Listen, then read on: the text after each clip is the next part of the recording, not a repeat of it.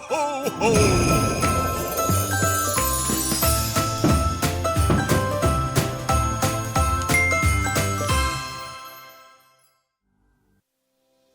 Sejumlah massa buruh melakukan demo di Istana Merdeka hari ini. Aksi turun ke jalan ini adalah buntut penolakan kenaikan upah minimum provinsi UMP DKI Jakarta tahun 2026 yang berjumlah 5,7 juta. Konfederasi Serikat Pekerja Indonesia atau KSPI bersama Partai Buruh mengungkapkan jika aksi akan digelar 2 hari berturut-turut. Agenda utama dari demonstrasi tersebut meliputi tuntutan UMP dan urusan upah sektoral. Seperti apa situasi terkini dari demo buruh hari pertama di Istana Negara? Apa saja tuntutan yang mereka sampaikan? Simak liputan bersama reporter Detikom sore ini.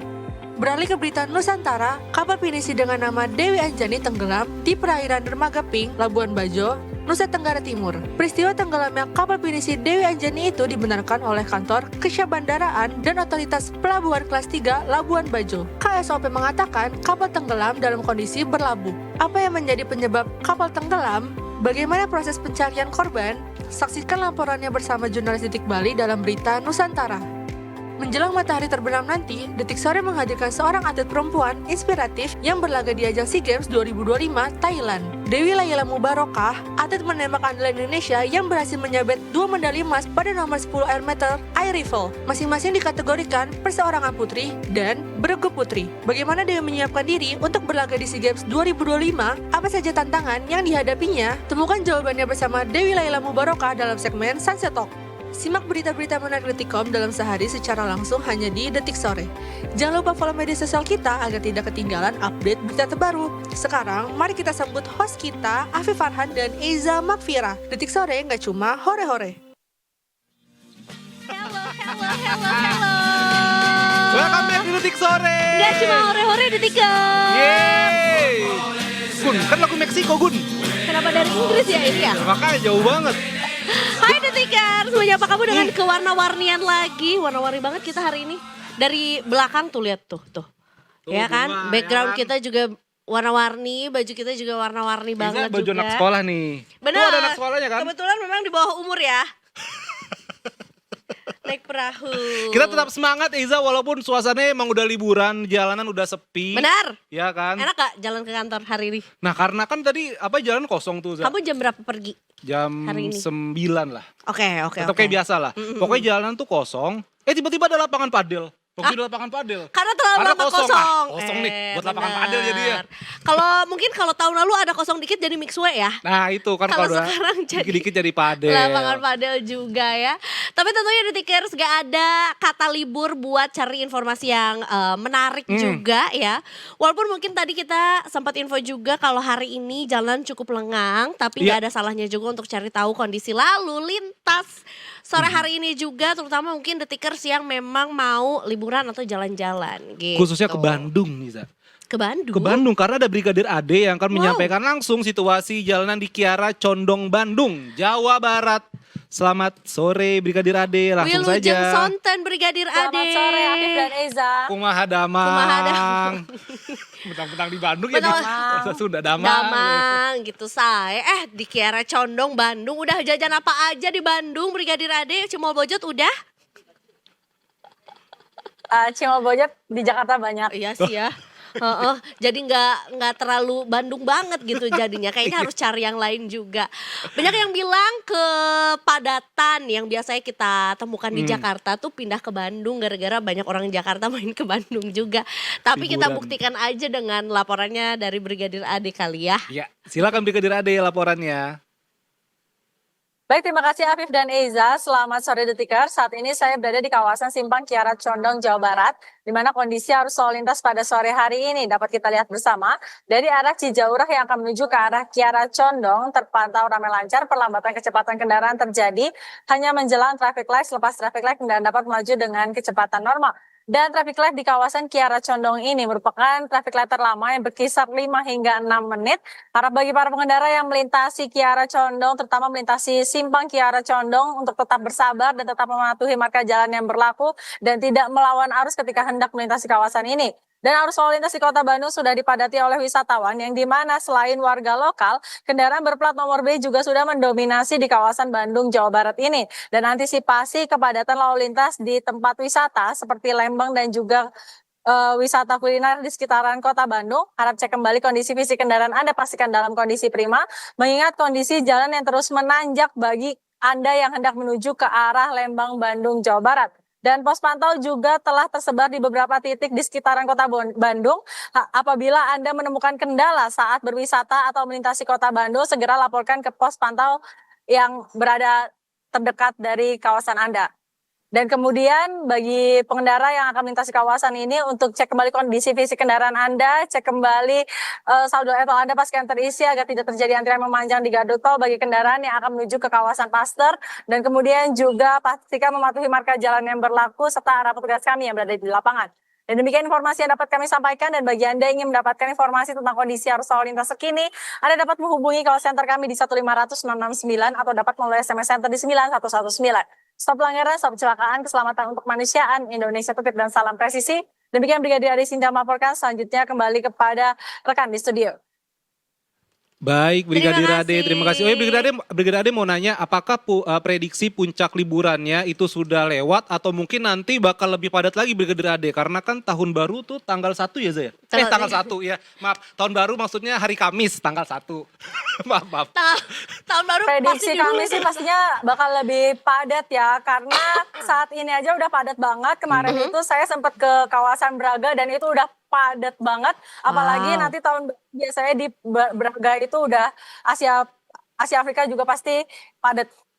Setuju. Kalau misalnya di Jakarta gitu ya, rame karena orang jalan kaki adalah di Blok M. Nah, Bandung tuh adalah Asia Afrika sampai Braga tuh. Walaupun jalannya ada satu ruas jalan yang ditutup khusus untuk pejalan kaki. Nah, jalan kaki aja tuh bisa jadi padat Bisa ya. jadi macet ya. Oke, baiklah. Tapi ya nggak apa-apa, namanya juga liburan juga. Jadi ya mudah-mudahan juga Detikers yang mau berliburan ataupun mau menikmati kota Bandungnya juga tetap aman, jaya sentosa juga ya. Siap. Brigadir Ade, terima kasih. Terima kasih banyak Brigadir Ade atas informasinya. Oke, terima kasih. Selamat sore. Selamat sore. Gue juga melakukan sebuah kesalahan besar. Apa tuh? Yaitu adalah hari apa ya, berarti hari Sabtu. Hari Sabtu kemarin. Tanggal 27 berarti. Tanggal 27 Karena 28 kemarin. gajian minggu. Betul, tanggal 27 kemarin gua ke Blok M. Ke negara Blok M. Padat banget itu loh. Itu kepadatan ya. Lalu Rame lalang banget. bukan lalu lintas lagi ya. Lalu Karena kan lalang ya? emang orang-orang berjalan kaki, wah padat banget. Mau itu nasi padang mau itu kopi inisial TUKU lah. Manapun aja lah pokoknya itu padat banget. Jadi mungkin Detikers yang mau ke warga Jakarta ada yang Diperbaiki. aku nggak merhatiin sih kalau jalanannya ada yang diperbaiki. Oh, pedestriannya pedestrian menyempit dan bahkan ke area yang tahu gak sih Blok M Hub yang di bawah itu juga padat banget untuk orang-orang yang mungkin gak kuat dengan ruangan sempit seperti aku langsung Desek-desekan juga nggak? langsung lebih baik mencari destinasi lain aja. Sepadat itu berarti Blok M ya, Zaya? Sepadat itu. Sepadat itu, Makanya nggak aneh kalau tadi Brigadir Ade nge-mention Braga, Asia Afrika itu kan sebenarnya juga ada beberapa ruas jalan ya yang emang didedikasikan atau dikhususkan untuk pejalan kaki, tapi tetap sepadat itu juga gitu. Kalau Blok M kan sebenarnya satu blok ya, satu Iya. area ya. Satu gitu. Blok M. Satu Gitu, area lah. satu Tapi kalau area. Blok M padat, Za, justru Bali ini lagi kurang terlalu padat dari wisatawan domestik khususnya. Oh. Ini sebenarnya udah Masyarakat Indonesia? kita bahas dari beberapa minggu. Kemarin minggu lalu kita udah sempat bahas sama Ayah waktu itu. Kalau memang Bali itu kayaknya kalau di siapa nih? Karena Pura-pura nggak denger. pernah kedengar. Karena memang Bali itu di sosmed kan lagi rame orang-orang pada ke Jogja kan. Sa. Dan memang ternyata menurut Gubernur Bali Wayan Koster, dia menyebut kalau kunjungan wisatawan domestik ke Bali turun di libur Nataru kali ini. Menurutnya itu pada periode sekarang 2026 kan. Nah, salah satunya penyebabnya adalah berkurangnya penerbangan domestik menuju Pulau Dewata. Menurut Koster, penurunan jadwal penerbangan terjadi karena karena sejumlah pesawat milik maskapai Garuda dan Citylink sedang menjalani perawatan. Hal itu terdampak langsung pada ketersediaan kursi penerbangan ke Bali. Dia mengatakan berdasarkan data yang ada, jumlah penerbangan domestik ke Bali turun dari 13 penerbangan pada 2024 menjadi 11 penerbangan di tahun 2025. Dampaknya jumlah rute domestik juga menyusut dari sebelumnya 25 rute menjadi 23 rute. Kondisi itu membuat sebagian calon wisatawan domestik tidak mendapatkan tiket pesawat dan akhirnya batal berlibur ke Bali.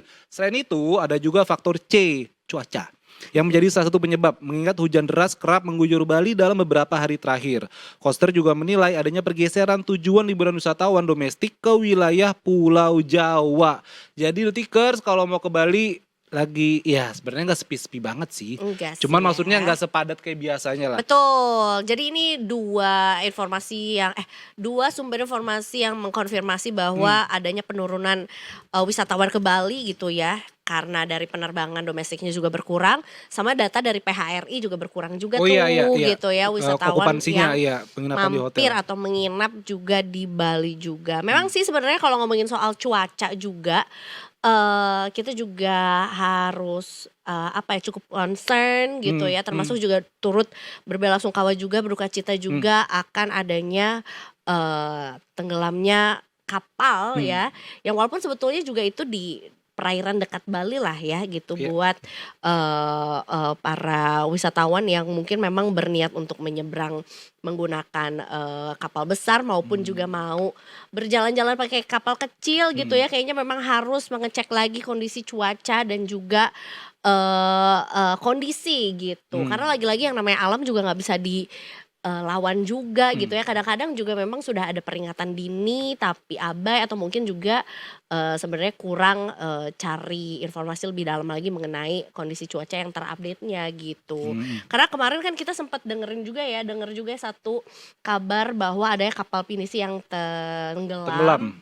Labuan Bajo. Betul, di Labuan Bajo juga yang memang sih agak jauh ya dari perairan Bali, tapi tetap aja gitu ya namanya laut gitu ya, dan juga angin di perairan Indonesia juga tetap aja harus hati-hati karena kayaknya juga tahun ini atau akhir tahun ini juga si siklon yang nama-namanya juga mungkin harus diapalin lagi tuh. Itu tuh muncul lagi juga nih Indonesia ya. Ini setelah kemarin ada siklon Senyar. Terus 93S. Nah, kali ini ada yang Gran juga tuh. Apa gitu namanya? Nah, kan? Iya, ada. Ini ada lagi juga siklon tropis Hailey. Nah, gue cuma tahu Hailey itu vokalisnya Paramore, sekarang udah ada siklon tropis juga. Ini Hailey kayaknya saudaranya Hey Jude. Hey Jude Hailey. Gimana, lanjut tuh. Nah itu dia ya kan, harus berhati-hati. Jadi Detikers, BMKG ini menyebut ada bibit siklon tropis baru yang diberi nama 96S yang terbentuk di Samudra Hindia sebelah selatan Nusa Tenggara Barat atau NTB. Ya, ini juga berpotensi memicu cuaca ekstrim ya. Dan di Jumat kemarin dikutip juga dari situs resmi BMKG bahwa siklon tropis Grant yang tadi kamu sempat mention itu tadi ya. Siklon tropis Grant ini masih terdeteksi berada di Samudra Hindia Barat Daya di area Bengkulu hingga Kamis malam lalu gitu. Dan tentunya si siklon ini tuh kan tidak diam di satu area ya atau satu titik gitu ya. Jadi terus bergerak ke arah barat atau menjauhi Indonesia juga, tapi ada bibit-bibit lainnya yang justru lahir juga di perairan dekat Indonesia juga gitu. Nah, kekuatan pada angin siklon tropis Grant terdeteksi 75 km per jam dan ini masuk ke kategori 1 gitu. Jadi ada dampak lainnya yang juga mungkin dirasakan, ada dampak langsung, ada tidak langsung. Nah, dampak tidak langsungnya itu adalah pada gelombang laut ya hingga 2,5 meter di perairan barat Bengkulu dan juga Lampung, Selat Sunda bagian selatan, perairan selatan Banten hingga Jawa Barat, kemudian juga Samudra Hindia, Barat Bengkulu dan juga Lampung, dan juga Samudra Hindia Selatan, Banten hingga Jawa Barat gitu. Terus juga pengamatan citra satelit terakhir menunjukkan adanya pertumbuhan awan konvektif di sekitaran pusat sirkulasi ya, dan menurut BMKG bibit siklon tersebut akan bergerak berbalik ke arah barat laut. hingga barat pada 48 hingga 72 jam mendatang ya. Pokoknya hati-hati juga buat detikers yang memang berada di area-area dekat perairan atau laut juga. Termasuk juga itu tuh ya, Nusa Tenggara Barat dan juga Nusa Tenggara Timur. Ini juga diprediksi terdampak bibit siklon tropis 96S, yaitu adalah hujan kategori sedang hingga lebat. Sementara di wilayah pesisir selatan Bali hingga Nusa Tenggara Timur itu akan ada angin kencang juga ya yang diprediksikan terjadi. Kemudian juga tinggi gelombangnya tuh kategorinya sedang, yaitu sampai dengan 2,5 meter juga. Hati-hati buat detikers Buat once again. tikers. Kalau mau liburan, kalau misalnya ya sih harus ngecek dulu sih, entah BMKG, entah ya informasi-informasi lainnya. Tapi sebelum break Eza, ini gue boleh bacain satu berita dulu ya guys ya. Ini soal, inget gak yang kemarin ada di sosmed sempat rame dosen yang ludahin kasir karyawan Iya. di Makassar. Akhirnya dosennya dipecat detikers. UIM alias Universitas Islam Makassar memecat dosen pembantu bernama Amal Said buntut kasus meludahi kasir swalayan. Pihak UIM juga menyampaikan permohonan maaf ke korban. Dan pihak UIM membenarkan oknum tersebut merupakan dosen ASN LL Dikti wilayah 9 yang diperbantukan di UIM Al-Ghazali. UIM menegaskan tindakan yang dilakukan sangat tidak etis, bertentangan dengan nilai akhlak, serta melanggar etika dan norma kemanusiaan. Keputusan pemberhentian dosen diambil setelah Komisi Disiplin UIM melakukan pemeriksaan. Hasilnya AS dinyatakan melanggar kode etik dan peraturan yang berlaku di lingkungan kampus. Selengkapnya bisa baca di Detik News Detikers. Oke. Akhirnya kena pecat juga. Itu gemes dia sih. makanya nggak boleh. Ya kalau emosi menurut aku sih kan kita sama-sama manusia dewasa ya, bisa diselesaikan dengan ngobrol atau tarik Iya. napas aja gitu ya kan. Atau mungkin alihkan ke lensa, misalnya emosi, coba Zumba. Mbak, kenapa saya boleh ngantri di sini sih? viral-viral juga sih menurut gue. Tapi kan gak sampai dipecat. Tapi bingung ya, mungkin mahasiswanya yang udah ngontrak kelas dia juga dicabut lagi kontraknya, gue ngambil kelas yang lain aja deh daripada Dosen lu tuh, gitu. dosen gue Zumba nanti tiba-tiba. Kita break dulu ya Detikers, nanti habis ini balik lagi. Jangan kemana-mana, tetap di Detik Sore. Enggak cuma hore-hore. Hihi.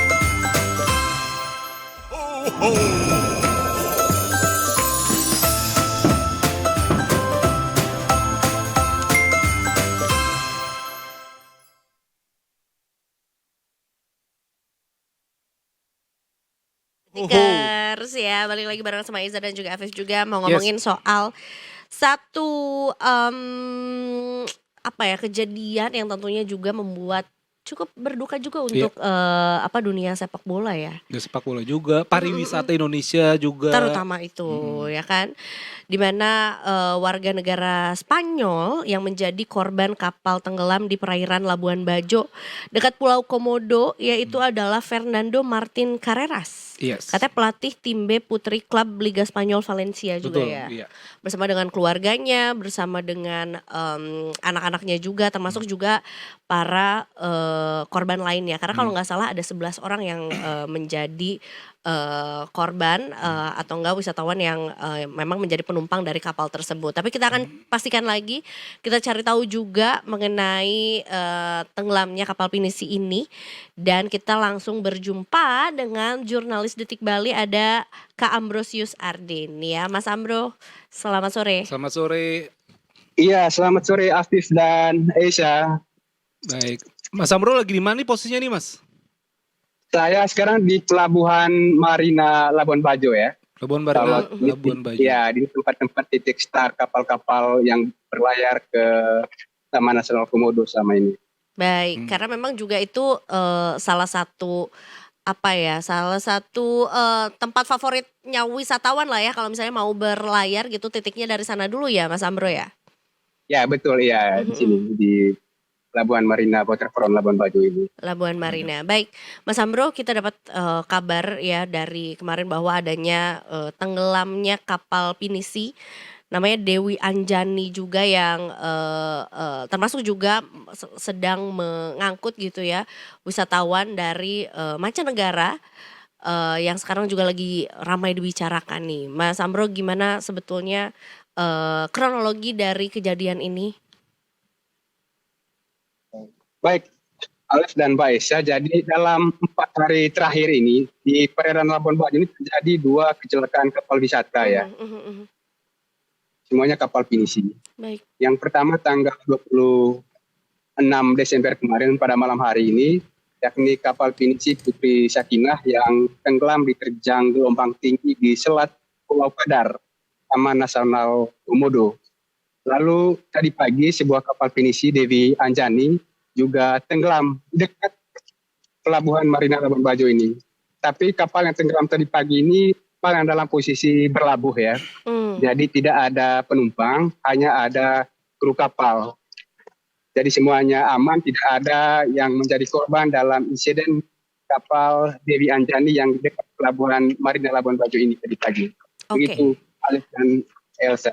Baik. Jadi memang harus ini ya dulu ya dibedakan dulu, ada 2 kejadian sebetulnya ya, tanggal 26 Desember lalu ya, dan kemudian juga yang tadi pagi terjadi juga. Berarti yang tadi pagi tenggelam adalah kapal pinisi yang memang sedang berlabuh, tidak ada korban jiwa juga di sana, tidak ada wisatawan yang sedang menaiki kapal tersebut begitu ya.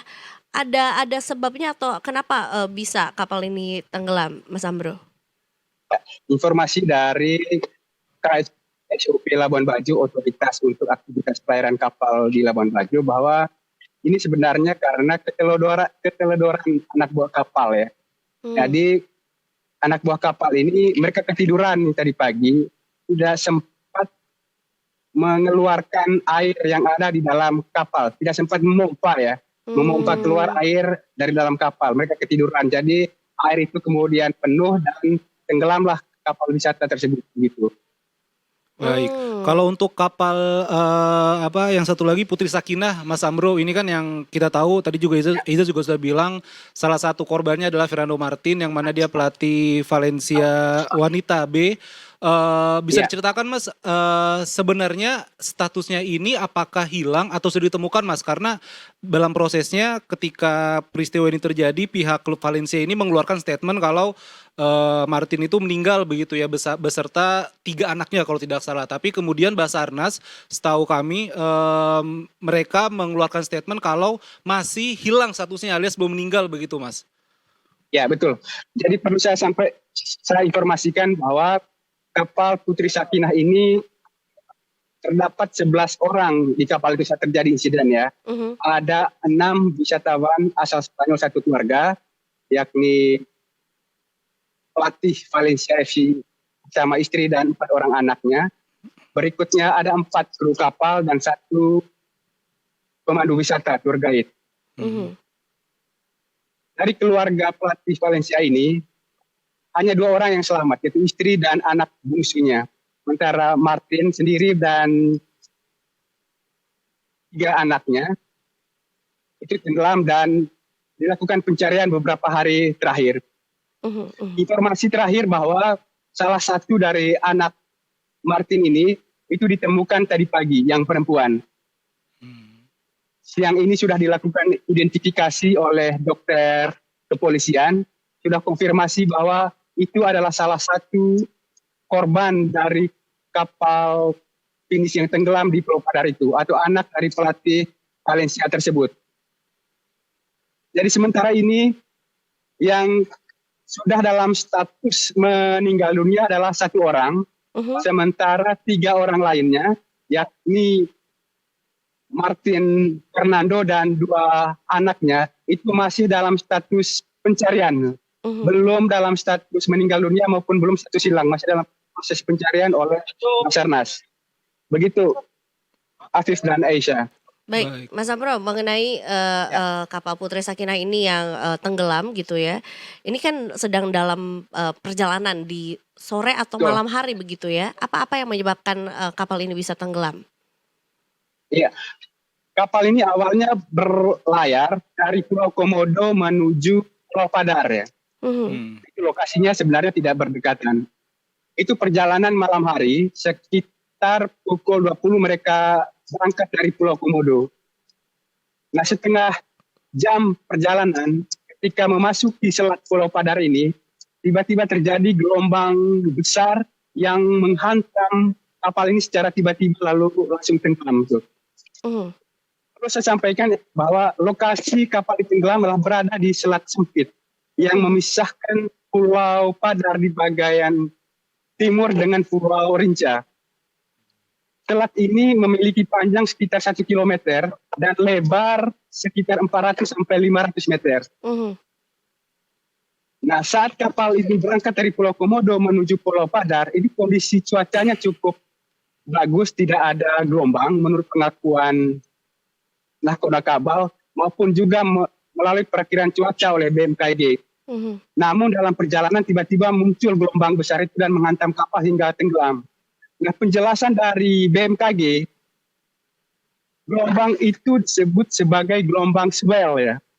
Itu adalah gelombang yang muncul secara tiba-tiba dari pusat badai yang diakibatkan oleh bibit siklon tropis.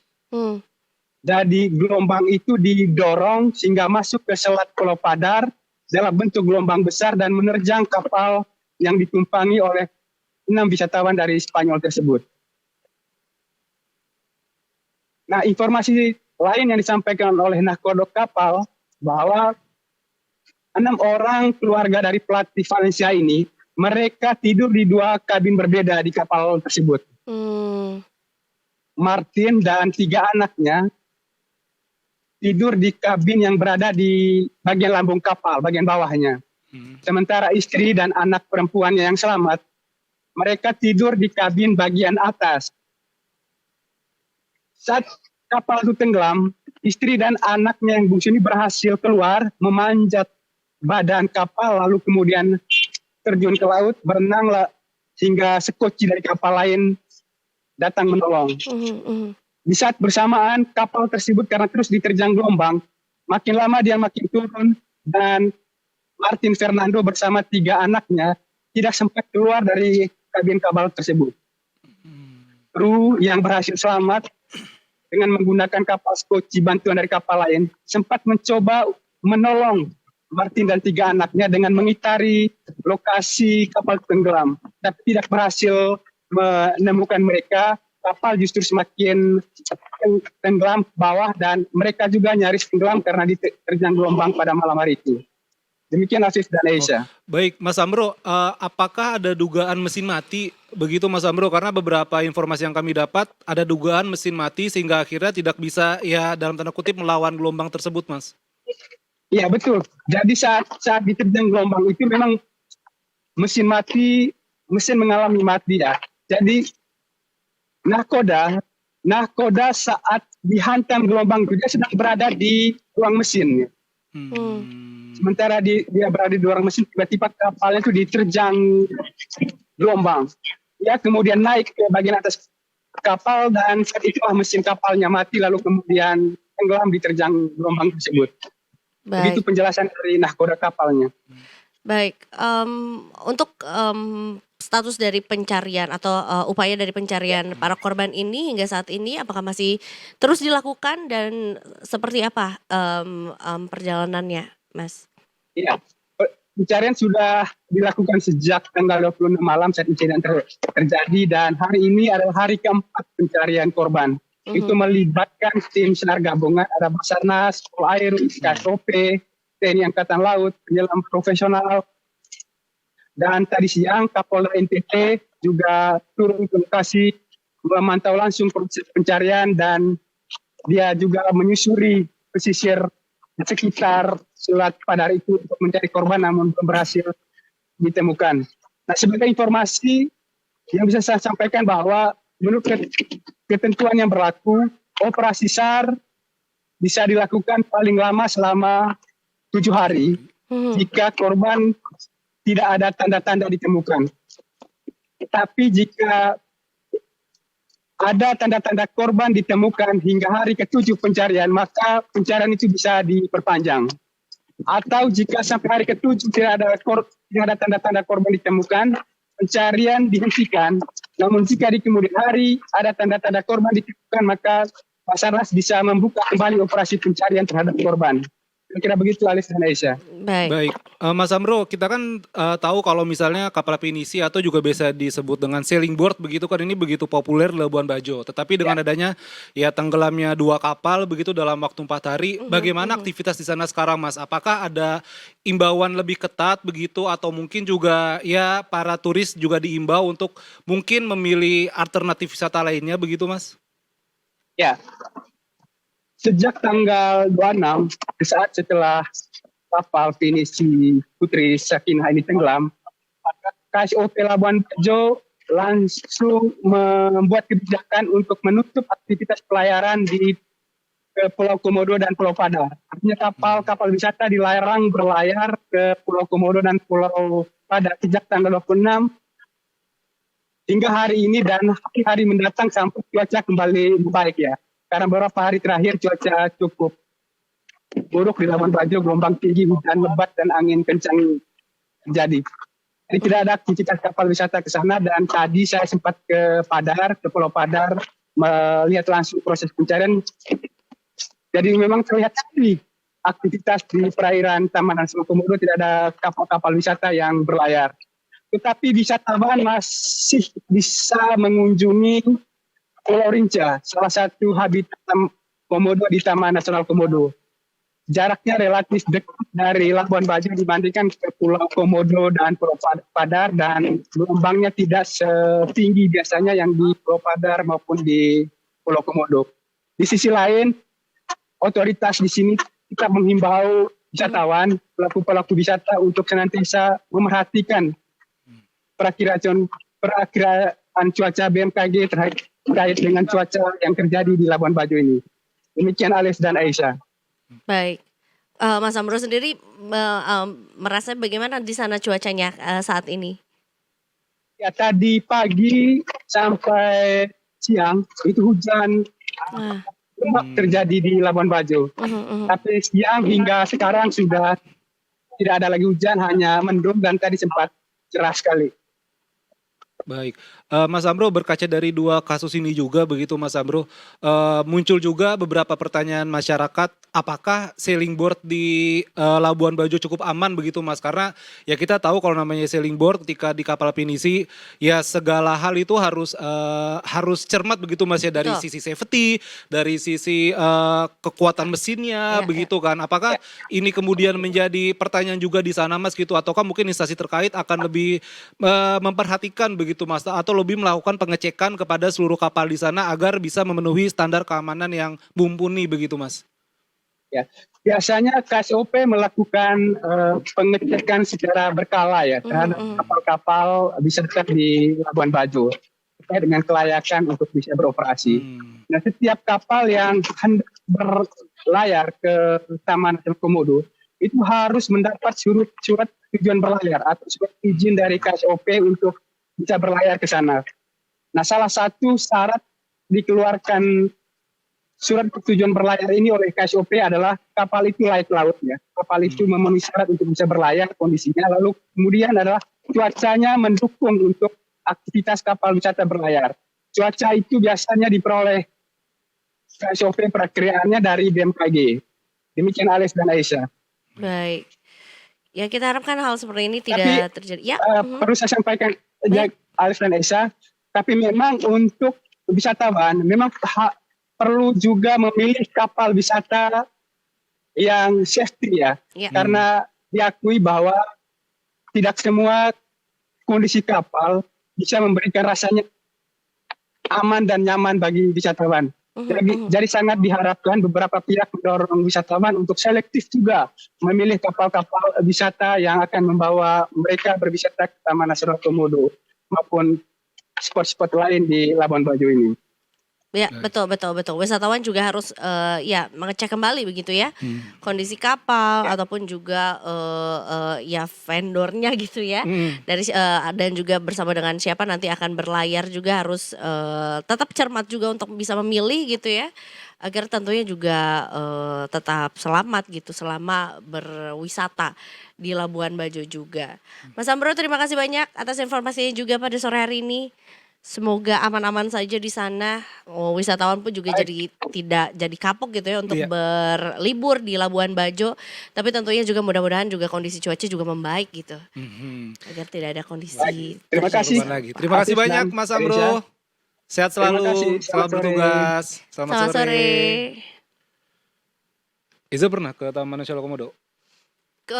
Udah lama tapi udah lama banget gitu. Jadi pun memori dengan kapal pinisi ya memang itu ya serunya adalah bisa berlayar dengan teman-teman gitu ya dengan kelompok yang lebih kecil tidak banyakan atau enggak sama wisatawan yang enggak kita kenal juga gitu.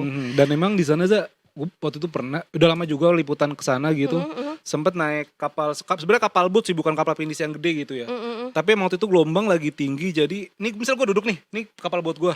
Ombaknya tuh, gelombangnya tuh di sini nih. Betul, Jadi betul. kayak zert gitu, jadi kayak beneran langsung naik begitu kayak roller coaster. Iya. Itulah pentingnya untuk berhati-hati juga, melihat juga kondisi alam, kondisi cuaca juga, detikers juga ya. Jadi jangan sampai nekat gitu, karena mungkin pikirannya adalah karena kita berlayar dengan kelompok yang lebih kecil atau dengan keluarga itu aja. Jadinya bisa memaksakan kehendak ya berangkatnya sekarang atau segala macam gitu Iya, ya. itu Padahal nggak ngecek lagi juga. Kenapa? Nah, Iya. menurut aku adalah safety jacket itu harus selalu dipakai. Ya, disiapkan lah life ya. jacketnya kan. Life jacketnya bener, itu tadi dia detikers ya. Mudah-mudahan juga nggak membuat wisatawan domestik maupun mancanegara juga kapok ya untuk berlibur ke Indonesia gitu ya. Karena kayaknya tahun ini cukup banyak nih kabar kurang mengenakan juga dari wisata perairan Indonesia gitu ya. Iya. Mau kapal pinisi juga, ada kapal yang cukup besar juga waktu itu ya, sempat karam juga di karam juga. perairan Bali juga beberapa bulan ke belakang. Mudah-mudahan nggak terjadi lagi lah ya. Yes, itu dia Za. Kita habis ini editorial review, Eza. Ini kita nanti ngomongin soal UMP. Kan kemarin diumumin tuh, ya kan. Tapi ternyata akhirnya muncul rasa ketidakpuasan dari para serikat kerja. Begitu mereka melakukan demo di Istana Negara dan juga di Bandung juga di gedung sate kalau nggak salah. Betul, di gedung sate juga Mau ada demo ya. juga. Memang sebetulnya ini polemik yang memang harus diselesaikan secara seksama gitu ya. Belum lagi memang kadang-kadang kalau ngomongin soal UMP yang harus ditentukan itu juga cukup kejar tayang. Karena memang harus diberlakukan di tahun baru gitu ya. Ya memang harus cepat rampung juga. Iya. Gitu. Dan padahal keputusan ini baru Desember kan, sebulan loh berarti cepet banget. Makanya. Nanti kita terhubung dengan salah satu reporter Detikom juga di lapangan di dekat Istana Negara Tikers. Tapi jangan kemana-mana, abis kita break dulu. Tetap di Detik Sore. Enggak cuma hore-hore. Hai.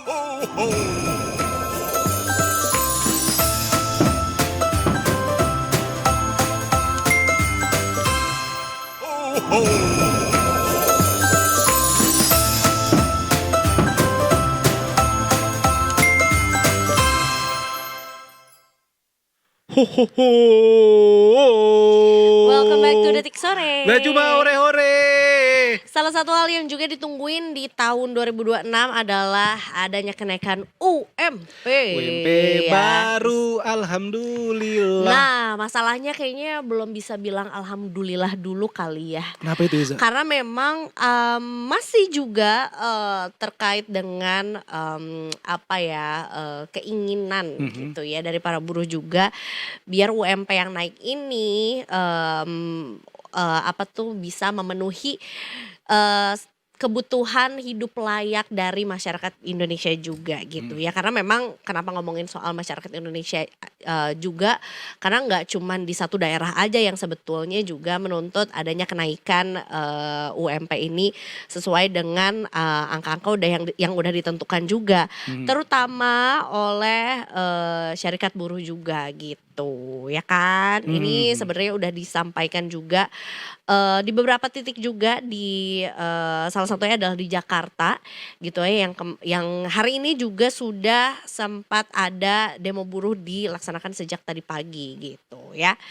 Jadi tadi pagi Detikers ya itu di Jakarta itu sudah ada di kawasan Patung Kuda yang menolak kenaikan upah minimum provinsi yang hanya 5,72 juta gitu ya. Hmm. Jadi ini terupdate gitu ya, bahwa hari ini sebetulnya juga sudah dibubarkan juga gitu ya, di area Jalan Medan Merdeka Selatan. Dan kemudian juga apa tuh namanya,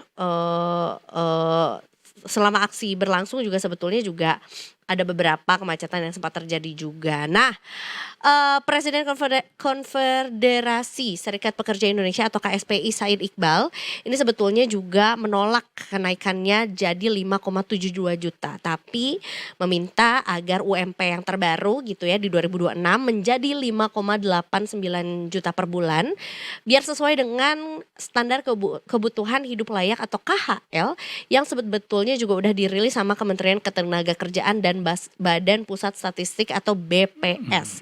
Nah, ini nggak masuk akal nih katanya ya, dinilai sama Said Iqbal juga jika gaji pekerja Jakarta ini lebih rendah dari pekerja pabrik panci di Karawang juga gitu. Pokoknya karyawan di Jakarta tuh padahal kerjanya di gedung pencakar langit gitu ya, dan lain-lain.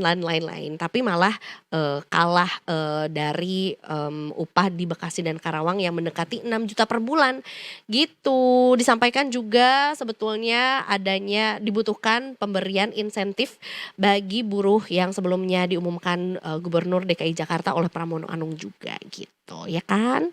Secara rinci bagi pekerja ada subsidi transportasi publik, bantuan pangan, layanan cek kesehatan gratis dan juga akses air minum melalui Pamjaya hingga berbagai perlindungan sosial lainnya. Nah, Pemprov DKI ini juga memberikan dukungan bagi para pengusaha, misalnya kemudahan untuk perizinan, perbaikan pelayanan, relaksasi dan juga insentif perpajakan hingga akses pelatihan dan permodalan bagi UMKM.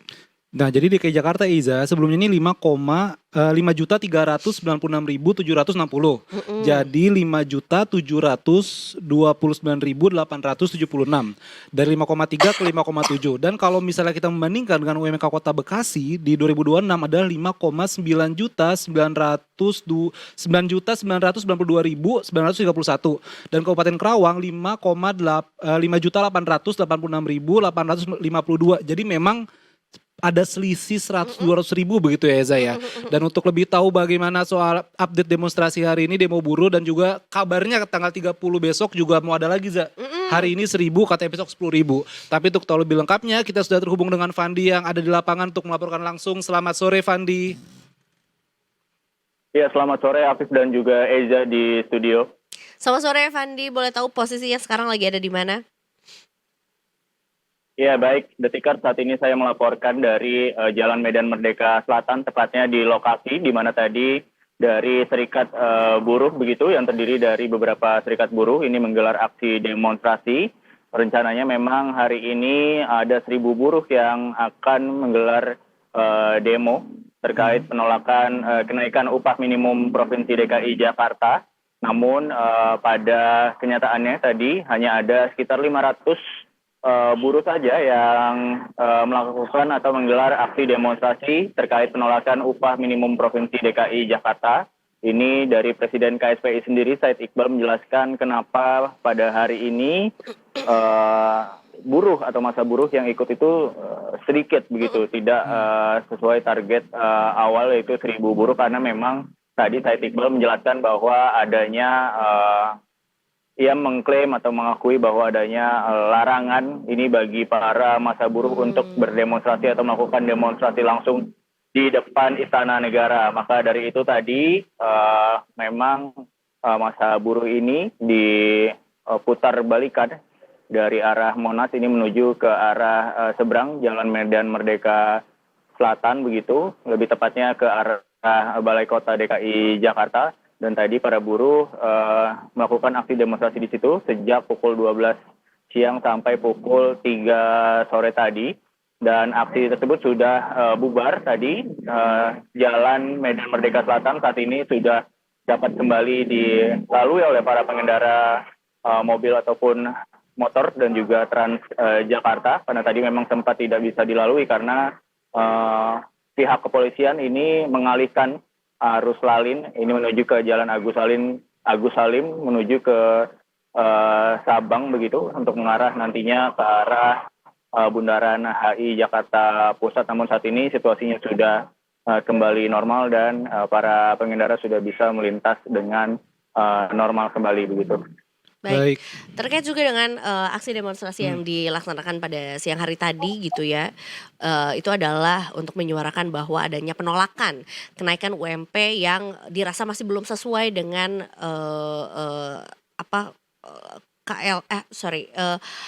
standar kebutuhan hidup layak atau KHL begitu ya, ataupun terkait dengan poin-poin lainnya apakah sebetulnya ada, Pandi?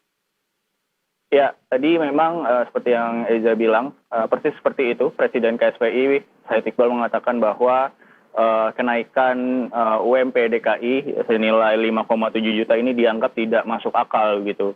Tadi bahkan Said Iqbal mengatakan bahwa atau membandingkan bahwa gaji pekerja-pekerja di SCBD begitu di gedung-gedung pencakar langit di Jakarta ini kalah dengan gaji-gaji tukang panci begitu ataupun pekerja-pekerja di kawasan pabrik di Karawang maupun di Bekasi begitu.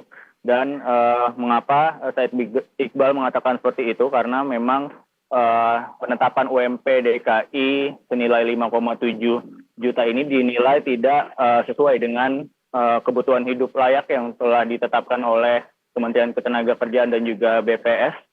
Di mana Presiden KSPI ini Said Iqbal meminta Gubernur DKI Jakarta Pramono Anung kembali menaikkan UMP DKI Jakarta ini menjadi 5,89 juta rupiah bagi para pekerja di DKI Jakarta karena ia menilai bahwa kenaikan dari UMP dari 5,3 juta menuju ke 5,7 juta ini dinilai justru akan menghambat atau membuat daya beli masyarakat atau rakyat Jakarta ini semakin menurun begitu karena gaji yang naik ini tidak sesuai dengan harga bahan pokok ataupun kebutuhan di Jakarta begitu Afif dan juga Iza. Baik, Fandi, apabila tuntutannya nanti tidak dipenuhi begitu, apakah ada langkah-langkah yang selanjutnya akan diambil oleh para serikat pekerja Indonesia begitu atau mungkin meminta revisi UMP atau penetapan ulang dengan formula tertentu? Ya, tadi tuntutannya masih sama, yakni meminta UMP kembali dinaikkan begitu selisih dari 5,7 juta menjadi 5,89 juta ini ada 160 ribu ya dari KSPI sendiri meminta kenaikan itu dan jika ini belum didengar oleh pihak Pemprov DKI Jakarta maka buruh masih akan menggelar aksi lainnya yakni besok rencananya buruh akan menggelar aksi lebih besar lagi pada hari Selasa 30 Desember 2025 ini buruh dari Jakarta dan juga dari Jawa Barat rencananya akan melakukan aksi konvoi motor sebanyak 10.000 motor.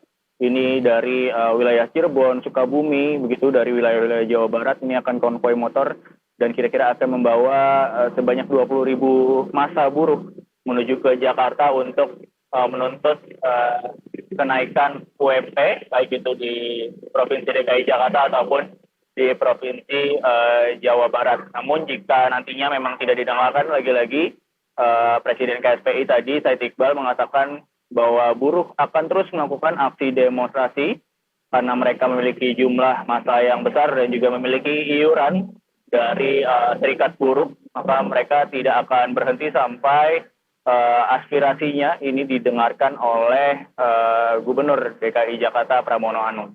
Baik, terkait juga aksi yang hari ini juga sudah selesai dilaksanakan, apakah sebetulnya ada tanggapan atau mungkin tadi juga sudah sempat direspons oleh pemerintah provinsi? Ya baik, dengan aksi demonstrasi yang dilakukan sejak siang tadi, ini Gubernur DKI Jakarta Pramono Anung sudah merespon atas aksi atau aspirasi yang disampaikan oleh serikat buruh yang menggelar demo di kawasan Monas Jakarta Pusat tadi. Gubernur DKI Jakarta Pramono Anung ini merespon bahwa UMP baru yang diprotes para buruh ini pihaknya sudah memberikan insentif kepada pekerja Jakarta dengan maksimal upah senilai 6,2 juta untuk mengurangi beban dan juga sejumlah insentif lainnya seperti mulai dari gratis naik transportasi umum, subsidi air begitu, hingga subsidi pangan. Dan Gubernur DKI Jakarta Pramono juga nantinya akan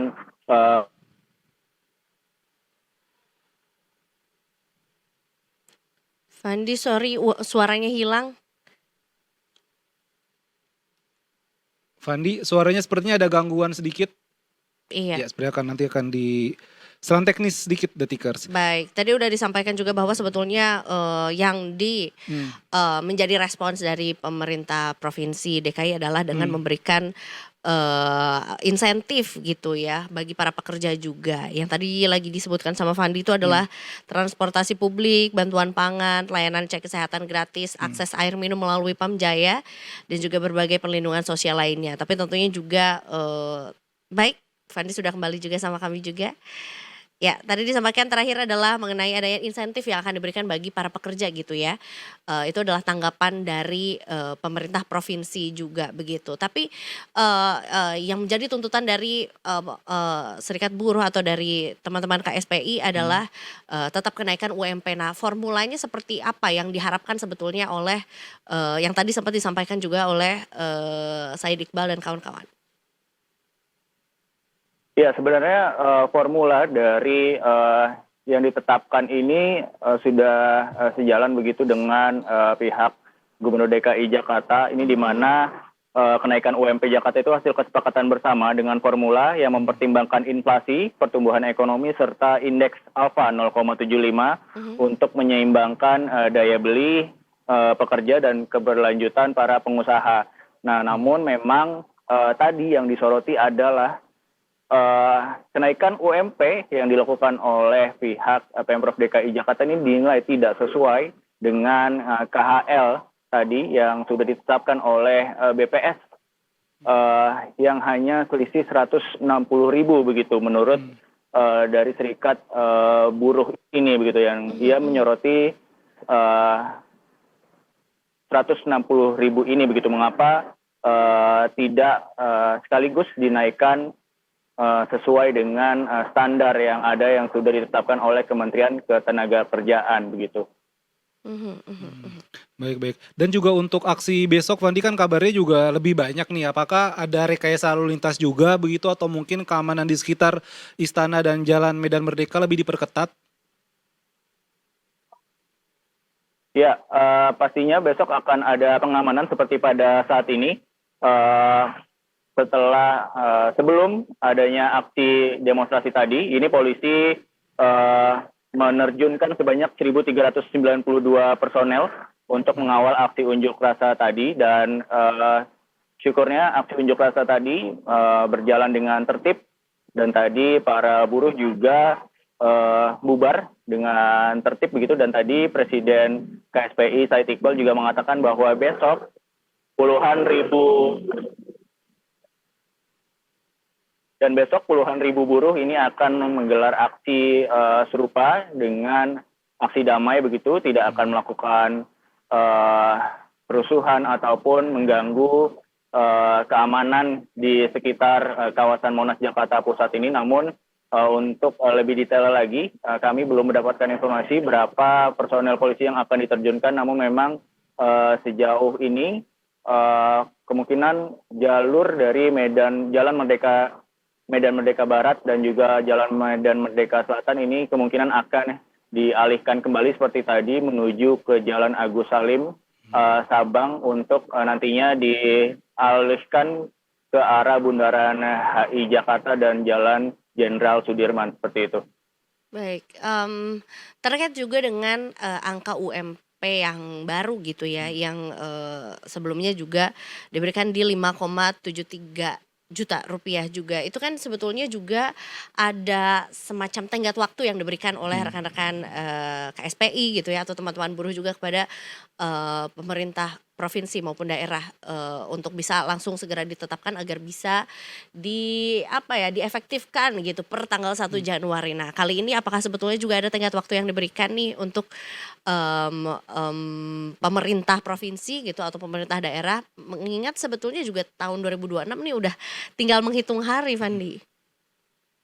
Ya betul, penetapan UMP DKI Jakarta ini akan ditetapkan pada Januari 2026 begitu. Namun tadi Presiden KSPI Said Iqbal mengatakan jika nantinya ini UMP juga tidak dinaikkan pada saat UMP baru di Provinsi DKI Jakarta ini sudah ditetapkan, maka buruh akan menggelar aksi terus-terusan sampai aspirasi mereka meminta kenaikan UMP 5,89 juta rupiah ini didengarkan gitu. Walaupun jika nantinya UMP sudah diketok palu dan sudah ditetapkan senilai 5,7 juta, ini buruh akan terus melakukan aksi serupa di Jakarta begitu sampai nantinya mungkin bisa menemui pihak Pemprov DKI Jakarta hingga menemukan titik tengah dari solusi atas kenaikan UMP ini.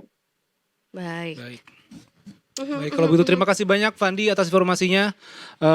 Tetap ini semoga aman-aman aja liputannya. Karena kan walaupun Betul. demonstrasinya berjalan lancar, kita nggak tahu nanti apa yang akan terjadi kan begitu ya Iza. Makasih banyak Fandi. Hati-hati di jalan. Terima kasih. Hafiz, dan juga Selamat Iza. sore. Terima kasih atas Selamat informasinya. sore. Selamat tugas kembali.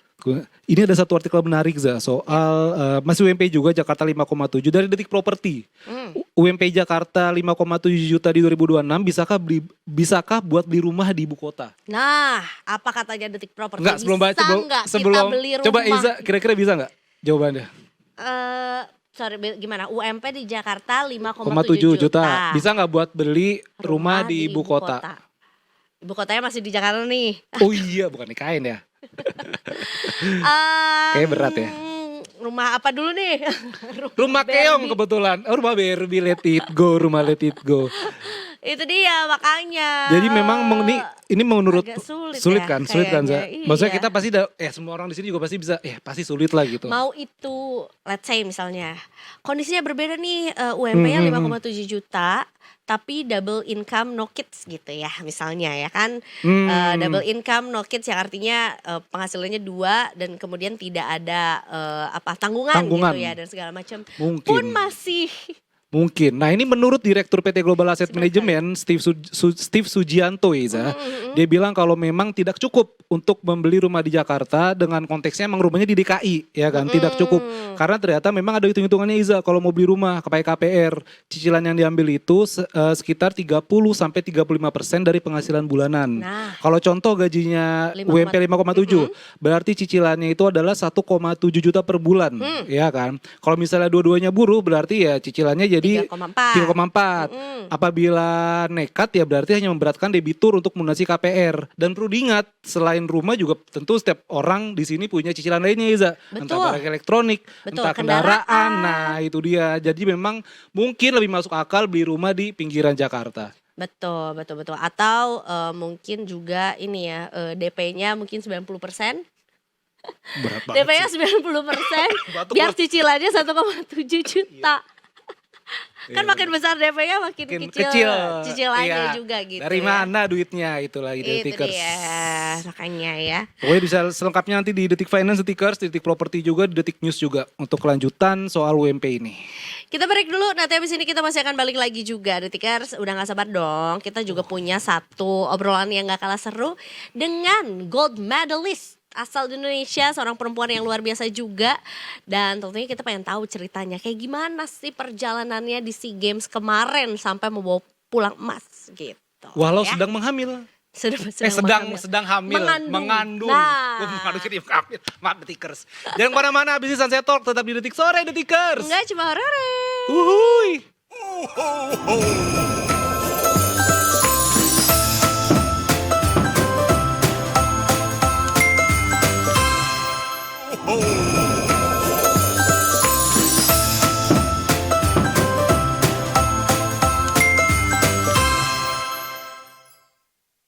Welcome back di Detik Sore.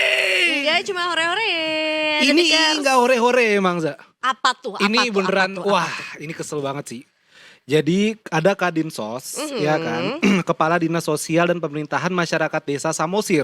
Inisialnya FAK. Kalau dibaca bareng intinya FAK ya. Nah ini tersangka kasus dugaan korupsi bantuan untuk korban bencana alam senilai 1,5 miliar. Gila banget. Ceritanya nih Za, Bentar, Samosir tuh di mana sih? Sumatera Utara. Oke. Tadi Samsak Tinju mana? Tapi Za mau mukul-mukul, mau marah-marah. kesel banget kan. Marah Jadi nih Za, dong. lu gimana gak marah Za? Yes. Bayangin ya. Kemensos itu ngasih bantuan korban bencana sebesar 1,5 miliar. Rinciannya, bukan rincian sih, maksudnya pembagiannya adalah 5 juta uang tunai per orang. Oke. Sama si FAK ini bantuannya diubah menjadi barang senilai 3 juta. Dari uang tunai 5 juta diubah jadi barang 3 juta. Yang mana sebenarnya bantuan uang tunai itu nggak boleh dijadiin barang sama Kemensos. Betul. Tiba-tiba si FAK yang jangan dibarengin sebutin namanya, ya akhirnya dia membuat itu sendiri begitu kan. Dan ini dari Detik News, Detikers, sebentar. Gua Di saking keselnya nih saat kasarnya. masyarakat Indonesia lagi berduka ya, di saat masyarakat Indonesia lagi bahu-membahu untuk membantu masyarakat di bagian utara Sumatera gitu ya, pokoknya yang terkena bencana gitu ya, dimulai dari memberikan bantuan secara moral, bahkan nggak sedikit juga masyarakat Indonesia yang sebenarnya kalau bisa langsung turun ke sana gitu ya, untuk bisa membantu seperti apa biar dipastikan gitu ya bantuannya itu bisa datang bisa sampai ke tangan yang tepat gitu ya. Di saat masyarakat Indonesia juga jadi relawan yang tentunya juga di sana juga dengan ya hidup dengan seadanya juga gitu ya, karena memang tujuannya adalah membantu masyarakat yang terdampak bencana. Ini sempet-sempetnya. Belum selesai Za. Oke. Belum selesai. Tadi uang tunai 5 juta harusnya, tapi akhirnya jadiin barang 3 juta. Dan ternyata si kejaksaan ini setelah melakukan pemeriksaan begitu Za, si FAK ini diduga meminta BUMDes MA Marsada Tahi menaikkan harga barang 15% dari harga penjualan barang sebenarnya. Artinya barang yang 3 juta ini udah kena markup 15%. Itu setan bingung. Iya benar. Wah kerjaan gue diambil nih. Gue ngapain lagi ya? Setan pada tobat. Si FAK ini yang jadi kesel gue. Kesel banget. Jadi barang yang diberikan atau disalurkan ke masyarakat harganya itu 3 juta sampai 3,5 juta per kakak. Dan atas perbuatan FAK ini diduga menyebabkan kerugian negara 516 juta Detikers. Itu dia. Akhirnya FAK ini ditetapkan menjadi tersangka dan sudah ditahan di Lapas Kelas 3 Pangururan selama 20 hari ke depan ya. Mudah-mudahan juga bisa terungkap juga, karena biasanya kalau hal kayak gini ya, pengkorupsian dana gitu ya, itu tuh aku nggak tahu sih, nggak pernah meneliti secara sendiri, nggak pernah meneliti secara langsung, tapi biasanya ini bukan pekerjaan sendiri. Jadi mudah-mudahan bisa diusut juga gitu ya, biar hal-hal kayak gini tuh nggak terjadi lagi, dan tentunya juga diadili lah. Dan ternyata sebenarnya kejadian ini Za bukan pas banjir bandang kemarin. Jadi ternyata bantuan ini diperuntukkan untuk 303 kepala keluarga yang terdampak banjir bandang di Desa Sihotang, Kecamatan Harian tahun 2023. Baru ketahuan 2 tahun kemudian, gimana makin kesel kan. Oh ya, untuk Kejaksaan Negeri tadi Eza punya usulan apa Za hukumannya? Nggak usah dipenjara aja ya? Tapi tenggelamkan di lumpur banjir ya. Wah gila sih. Gak bisa berword-word gua. Itu dia. Ini juga sebenarnya satu polemik yang juga cukup membuat bingung masyarakat Kota Bandung juga. Jadi kita kalau orang Bandung tuh juga cukup familiar, bukan cukup familiar ya, maksudnya udah cukup lama mendengar polemik di Bandung Zoo atau Kebun Binatang Kota Bandung yang ada di Jalan Taman Sari itu loh, ya kan. Itu cukup legend juga di Tikers, karena memang juga selain karena dia juga berdiri sudah cukup lama gitu ya.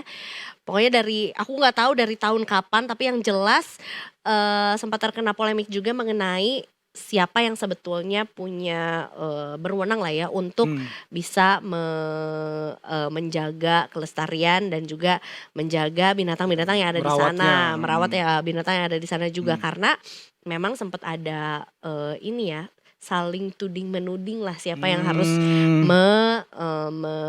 mengurus binatang yang ada di dalamnya juga gitu. Sampai warga Bandung tuh sebetulnya sudah sempat membuka donasi lah ya, open donation dari masyarakat pecinta hewan, masyarakat Bandung juga agar hewan-hewan atau binatang-binatang yang ada di sana tuh nggak diterlantarkan gitu, baik itu dibuka ataupun ditutup secara sementara gitu Bandung Zoo-nya. Nah, setelah kemarin melalui akun Instagram resminya juga @bandungzoo mengumumkan penutupan operasional bagi pengunjung gitu ya.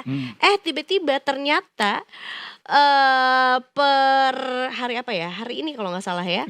Malah Senin. dibuka juga per hari ini ya, 29 Desember tuh malah dibuka untuk pengunjung. Alasannya adalah karena terjadi antrean yang cukup panjang juga dari masyarakat yang memang belum tahu kalau si kebun binatang Bandung ini tuh lagi tutup untuk sementara waktu. Akhirnya dibukalah gitu. Tapi akhirnya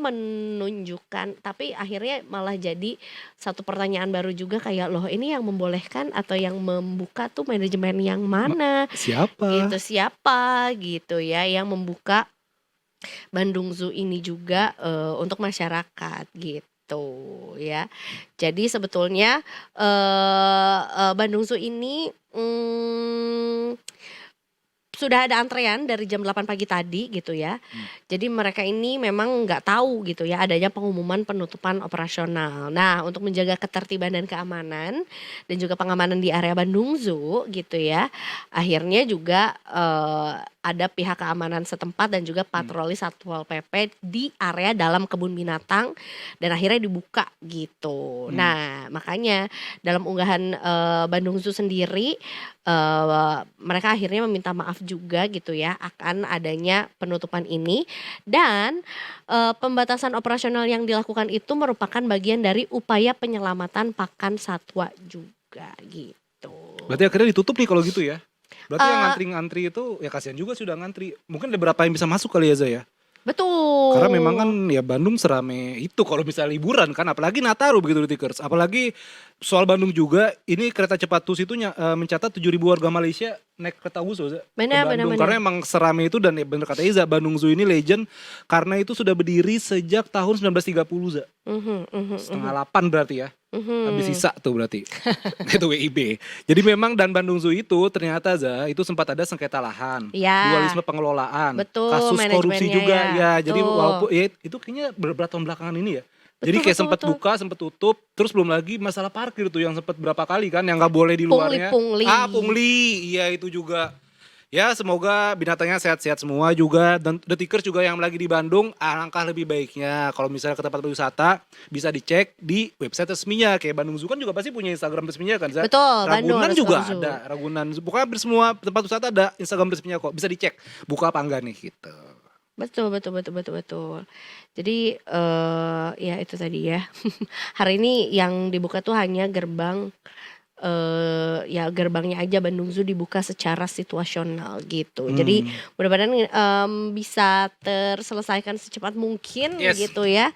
Karena ini sudah cukup menahun juga permasalahan yang terjadi di Bandung Zoo juga. Terutama juga itu nasib para binatang yang tinggal di sana juga jadinya kasihan. Iya katanya gitu. kurus ya. Iya Dia kan betul. kurus-kurus katanya kan. Duh semoga sehat-sehat semua. Kucing-kucingku. Oh kucingku. Kan harimau kucing. Benar. Baiklah, untuk Oke. menutup sesi untuk menutup Sesi. juga hari ini Detikers di detik sorenya, kita juga punya yang namanya Sunset Talk bentar lagi ya. Kita akan ngomongin prestasi Indonesia di SEA Games 2025 ini, terutama juga di satu cabang olahraga yang cukup menarik gitu ya.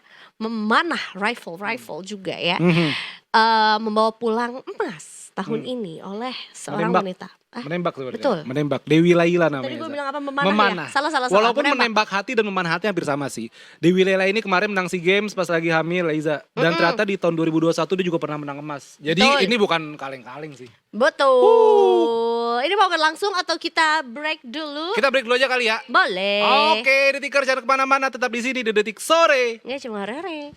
Piu. Kenapa kalau nembak psiu?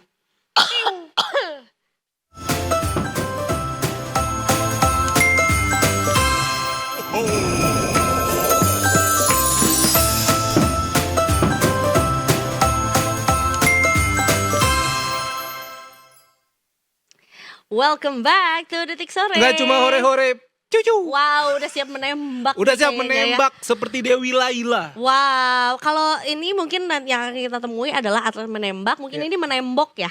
Ah iya betul. Pakai semen Lebih ke acian ya. Ke aci goreng. Ini akhirnya kita tutup juga Detik Sorenya dengan berita baik ya. Yes, setelah tadi sempat naik turun emosi kita. Betul. Kita akhirnya sekarang sudah bersama Dewi Laila, pemenang 2 medali emas di SEA Games 2025. Selamat sore Mbak Dewi. Selamat sore Mbak Dewi. Halo, gold medalist SEA Games 2025 ngobrol sama kita. Apa kabar Mbak Dewi? Baik, alhamdulillah. Alhamdulillah. Hari ini belum sempat untuk ketemu langsung di studio. Apakah lagi di kampung halaman? Ini lagi di mana ini? Iya betul, ini lagi di kampung halaman, kan lagi libur, jadi ada kesempatan buat pulang-pulang dulu. Bonusnya udah ditransfer? Mbak Dewi, belum ya, langsung aja nih. Karena memang dari kemarin jadi pertanyaan tuh, bonusnya kayaknya belum cair nih. Oh, Kemarin kesini atlet bulu tangkis Reza Palevi juga bilang belum katanya gitu Mbak Dewi. Jadi Dengar-dengar katanya tanggal 5 bulan depan. Bulan depan, biar beresin Tahun tahun depan. baruan dulu. Oh, tahun baruan Iya, dulu. ya. Itu pertanyaan titipan netizen ya kayaknya ya. Iya, bisa buat Banyak berita yang juga kepo-kepo soalnya ya. Karena Kak Dewi ini aslinya adalah orang Cirebon, Jeh. Ya, betul. Yang tentunya juga sebetulnya Detikers juga wajib tahu atau mungkin banyak di antara Detikers yang juga tahu bahwa ini bukan SEA Games pertama juga buat Kak Dewi ya. Di Vietnam 2021 dan 2022 lalu juga sempat berpartisipasi dan juga membawa emas juga. Cuman pada saat itu pemberitaannya hebohnya juga kali ini juga karena kondisinya lagi agak lain nih ya pada saat memenangkan gold medal tahun ini. Boleh bercerita mungkin Kak, kenapa sih bisa terjun ke cabang olahraga menembak gitu? Dan ini bedanya apa nih? Ada 2 kategori yang dibawa pulang ke medalinya. Oke. Berarti cerita yang kenapa bisa masuk ke nembak dulu ya? Boleh. Kalau itu berarti agak panjang nih ceritanya, soalnya dimulai dari SMP. Tahun 2012. Aku ikut nembak itu dari tahun 2012 bulan Desember. Cuma tergabung dalam tim nasional itu sih baru ya 2016 lah. Terus sampai sekarang. Nah itu ceritanya singkat aja nih. Boleh. Ceritanya dari ayah punya senapan burung biasa gitu di rumah. Suka dipanasin lah kalau mobil kan gitu kan. Senapannya, terus aku takut kebetulan suara-suara ledakan kayak gitu kan, apalagi kan anak-anak yang kecil ya waktu itu ya, si remaja masih OTW remaja lah gitu, takut banget suara-suara ledakan. Tapi karena setiap hari ayah manasin itu senapannya, tapi kayak ngerasa kayak kok kayaknya seru ya buat dicoba. Nah akhirnya coba-coba. Jadi di rumah tuh target aku mangga, kelapa, kayak gitu. Tapi kena gitu. Dan ayah tuh kayak kok bisa nih anak, padahal baru pertama kali megang senapan gitu. Terus nanya lah sama ayah, ya ada gak sih tempat les atau apa gitu yang buat nembak-nembak. Tanya lah kebetulan ke temannya. Kebetulan ayah juga anggota Polri. Tapi ayah sendiri gak bisa nembak gitu. Apalagi kayak yang aku tekunin sekarang gitu kan. Saya nggak bisa. Terus akhirnya nanya ke temennya, ternyata ada organisasinya kan Perbakin nih. Saya dimasukin ke Perbakin tahun 2012. Sebenarnya jadi anggota 2013 sampai sekarang gitu. gitu.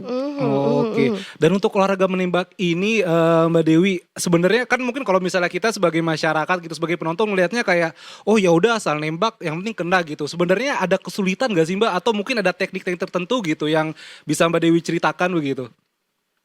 Sebenarnya kalau dibilang susah, tapi ada beberapa orang yang kayak menganggap nembak mah gampang gitu kan. Tapi pas udah kayak nyobain datang ke tempat kita perbakin itu, nyobain kan entah di Senayan atau di mana. Tapi karena di Senayan juga ada sekolah menembak kan, jadi semua orang itu bisa nyobain karena terbuka untuk umum kan. Nah, pas mereka nyobain itu kayak oh susah ya ternyata ya walaupun jaraknya deket gitu. Jadi mereka ngomong dulu kayak gampang deh nembak gitu kan. Padahal itu susah banget gitu. Apalagi orang yang baru megang ya gitu. Yang udah tiap hari jadi makanan sehari-hari aja masih kadang sulit gitu. Apalagi orang baru gitu. Tapi mereka sering balik lagi buat nyoba terus. Nah, ini terkait dengan yang tadi tuh ada 2 kategori medali yang dibawa pulang sama Mbak Dewi juga tuh. Mungkin itu bedanya apa Kak? Nah, kalau yang viral itu kan yang lagi hamil itu aku baru selesai individu. Jadi skornya aku sendiri gitu. Dan di 1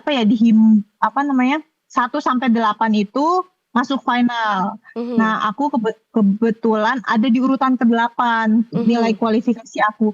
Nggak begitu bagus, tapi yang penting masuk final. Waktu itu aku terus aku di final fight lagi dan alhamdulillah dapat pertama.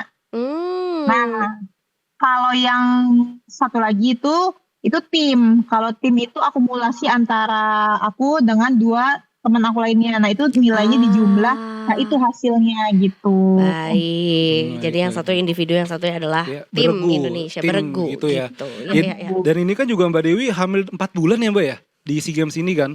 Itu juga katanya sempat kayak kerasa mual, terus juga kayak harus menjaga kondisi dengan mengkonsumsi beberapa vitamin. Bisa ceritain Mbak, bagaimana kesulitan ketika sedang mengandung, ikutan SEA Games, dapat emas lagi? Sebenarnya kalau untuk event sekarang itu nggak terlalu sulit karena kan udah masuk trimester 2. Tahun ini itu aku kebetulan 4 kali nih ke Thailand untuk mengikuti kejuaraan. Nah, pas tahu hamil itu kebetulan lagi di Indonesia akan berangkat ke Thailand untuk seasa. Seasa itu dilakukan sebelum SEA Games. Nah, itu masa beratnya menurutku di situ karena itu masih usia kandungan jalan 2 bulan. Itu kan lagi mual-mualnya, lagi pusing-pusingnya. Harus berjuang sendiri, cuma sama suami gitu maksudnya. Teman-teman yang lain nggak ada yang tahu, pengurus nggak ada yang tahu, bener-bener ya dikip aja sendiri sama suami gitu kan. Terus nggak bisa nih kayak gini terus, aku mikir gitu, sama suami juga mikir gitu. Kayak kalau emang kamu mau cerita deh sama ada satu temenku waktu pas seasa kemarin itu sebelum SEA Games, satu kamar sama aku juga di Thailand, dan aku memberanikan diri buat cerita sama dia kalau aku ngisi, tapi cuma dia gitu. Sampai mau SEA Games beberapa 1 minggu atau 2 minggu mau SEA Games barulah ngomong ke pengurus gitu. Dan kan harus mengkonsumsi obat-obatan juga tuh waktu itu kan ditakutkan doping. Nah, aku juga udah konsultasi sama IADO dan PUE gitu untuk pengecualian mengkonsumsi vitamin saat pertandingan. Jadi udah clear semua gitu sebenarnya. Dan pas pelaksanaan SEA Games ya alhamdulillah nggak ada kendala apapun karena yang berat-beratnya udah lewat gitu. Jadi pas SEA Games ya udah nothing tulus aja. Karena memang juga nggak ada larangan juga kan untuk peserta memiliki kondisi hamil gitu untuk bertanding tuh nggak ada juga ya? Nggak ada, dari pihak penyelenggara SEA Games tidak ada. Sudah ditanyakan juga kan sama sama panitia di sana. Cuma panitia di sana tuh mengembalikan kepada federasi yang ada di Indonesia gitu, kepada Perbakin. Boleh nggak nih gitu? Perbakin pun juga oke, nggak apa-apa gitu. Di cabur lain kan juga ada tuh kayak catur dan panahan. Terus di event nasionalnya itu 2023 2023 kemarin, 2024 kemarin kan yang PON Aceh itu juga ada cabang olahraga bela diri malah. Itu lagi hamil 2 bulan gitu. Jadi kayak bukan jadi penghalang gitu hamil tuh, bukan malah jadi beban gitu. Dan juga memang kalau bisa kata orang-orang kan di balik pria hebat ada wanita kuat ya saya. Wih, Tapi sebenarnya di benar. balik wanita hebat juga ada pria kuat. Karena suaminya Mbak Dewi, Mas Fatur ini juga memberikan dukungan yang sangat besar ya Mbak ya. Bahkan ya waktu itu seperti dikutip dari kantor berita Antara, bahkan Mas Fatur juga bilang kalau memang ini rezekinya sang anak ya Mbak ya. Karena memang ada program keluarga pun sempat direncanakan begitu. Tapi akhirnya Mas Fatur memberikan dukungan yang sangat besar. Sebesar apa sih Mbak dukungan Mas Fatur, dukungan suami Mbak?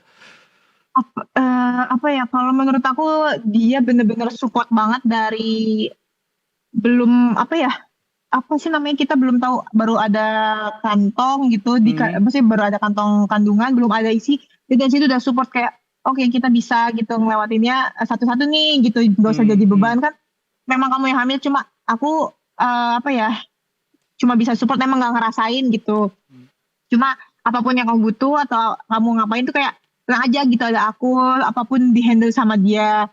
Terus kalau nembak kan bawa-bawa perlengkapan gitu kan, bawa koper buat bagasi itu, sama koper senjata. Itu kira-kira beratnya sekitar 25 kilo koper perlengkapannya doang. Terus koper senjata itu sekitar 11 atau 12 kilo. Nah, itu aku suka dibawain, padahal aku bisa sendiri gitu. Tapi karena mungkin dia khawatir, malah kayak udah nggak apa-apa, aku aja. Tapi aku yang ngerasa bisa, dan aku kayak nggak, jangan kayak gitu, aku nggak mau di-treat kayak gitu, aku masih bisa. Kalau digituin malah nanti aku yang manja.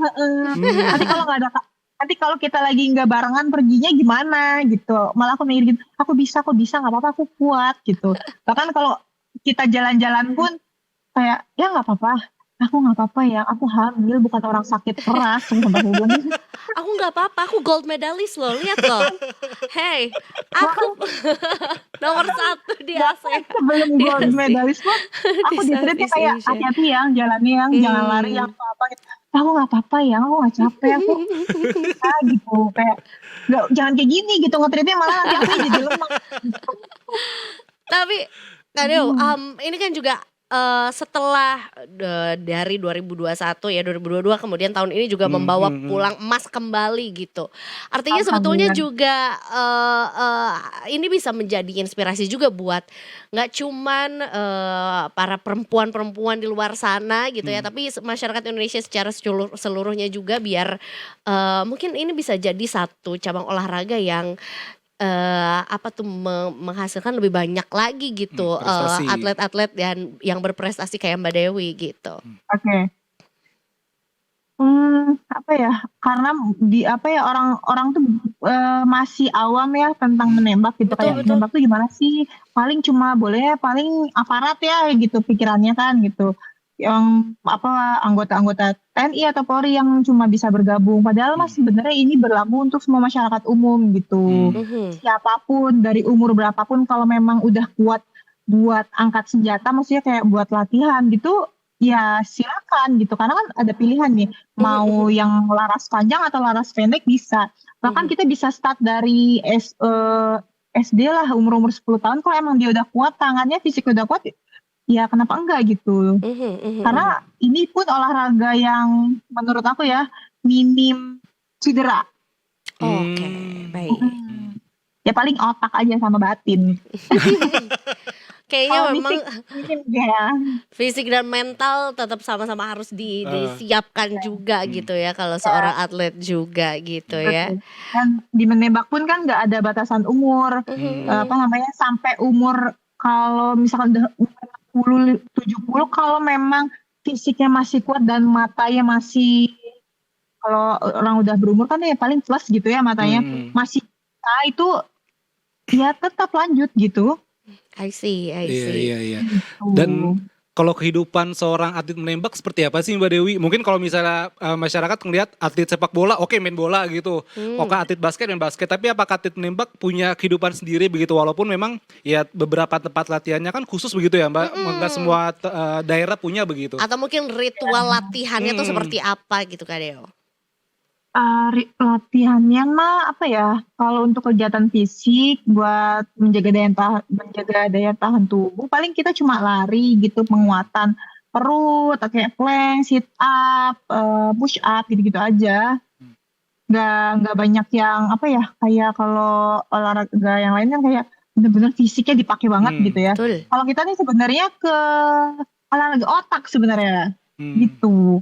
Jadi Menjaga. otak jadi kayak kita olahraga individu jadi kayak apa namanya ya bersaing sama diri sendiri aja gitu.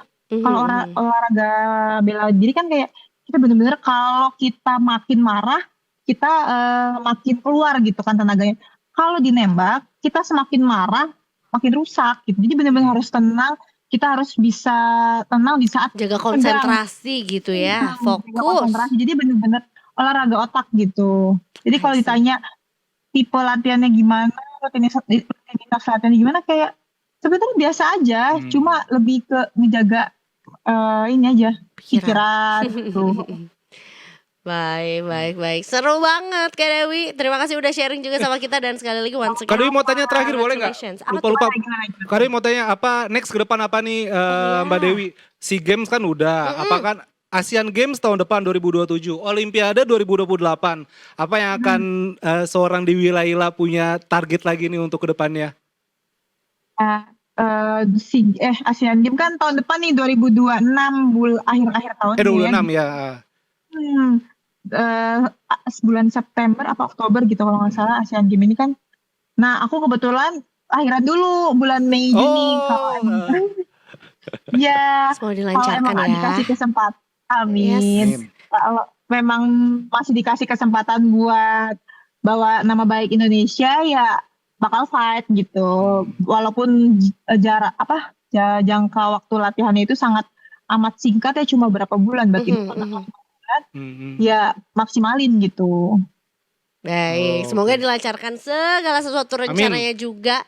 Sehat-sehat juga buat Mbak Dewi dan keluarga juga. Kita nantikan kalau gitu apalagi gebrakannya dari wanita Cirebon satu ini ya. Mantap, terima kasih banyak Kak Dewi, lancar-lancar lahirannya juga. Salam Terima untuk keluarga. kasih. Selamat sore. Selamat sore Mbak Dewi, sukses selalu.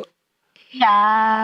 Itu tadi dia cerita dari seorang gold medalist juga menembak gitu ya. Walaupun emang betul nggak cuman satu-satunya perempuan Indonesia yang memenangkan medali emas gitu ya, yang dalam kondisi hamil di cabang olahraga catur dan juga panahan juga sebetulnya ada juga gitu ya kemarin. Jadi congratulations for all the medalists juga yang masih berjuang di SEA Games juga, semangat ya. Iya, tahun depan Asian Games 2026, habis 2008 Olimpiade. Eiza udah siap-siap berarti ya? Siap-siap nonton ya.